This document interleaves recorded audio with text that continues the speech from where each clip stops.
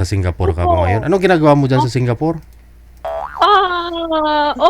OFW po ako dito. Uy, ano yun? Ano po, helper, domestic helper po dito. Okay. Sige. Opo. Saan po kayo, sa labas?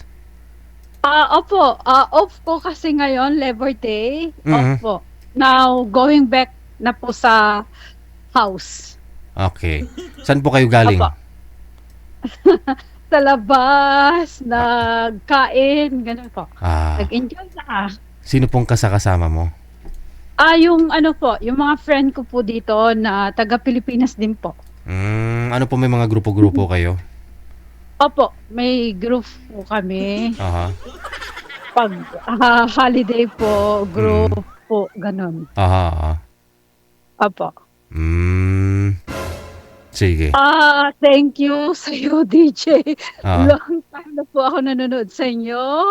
Ano po, nagpapalay na po kayo? Wala po kayong asawa? Wala po. Mhm. Matagal na pong hiwalay. Single mom. Single mom. Okay. Opo. Sige. Ano naman pong gusto sa isang lalaki? Simple lang. Mhm. Maunawain. Ganun lang po. Yung walang bisyo.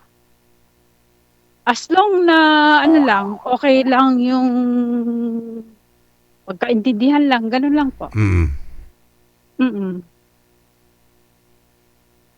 DJ, ba't hindi kita nakikita? Dito lang ako, ma'am. Gusto mo ako makikita?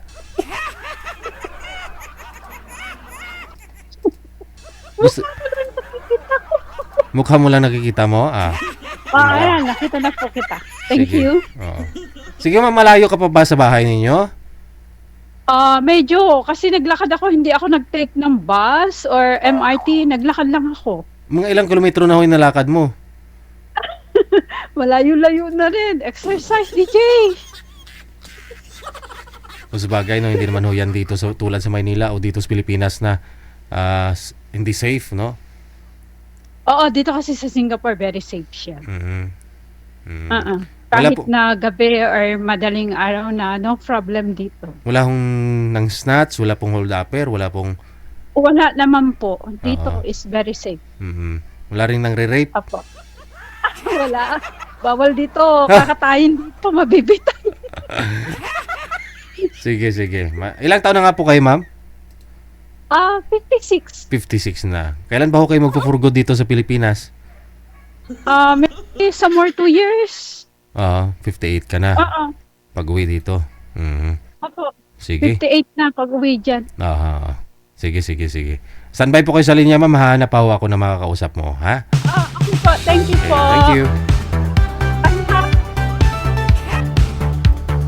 2 taon pa ho, sir. No? Sigurado, ano yan? Paldo ka na. Paldong-paldo ka na.